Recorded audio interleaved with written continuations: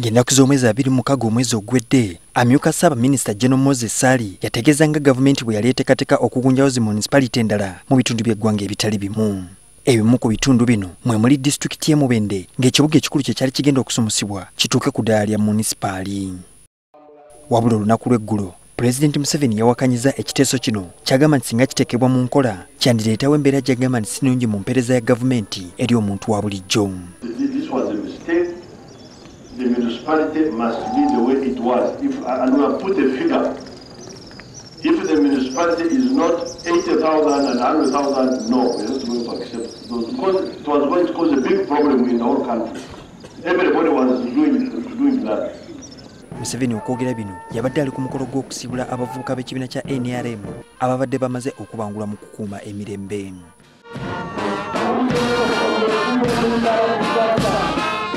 Yabategeezezza nga emiwaatwa wakati w'abavubuka n'abakulu mu kibiina bwe kyava ku bukulembeze obunafu obwali ku kitebe ky'ekibiina. Sekuriterieti yaffe ey'ekibiina ebadde mu tulo kubanga singa sekuriterieti ebadde teyabaze wano waliwo olukonko wakati wammwe abavubuka n'abakulembeze.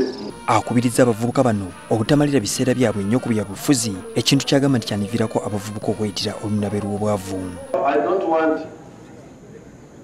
Spend all your time with the politics and you forget your own livelihood.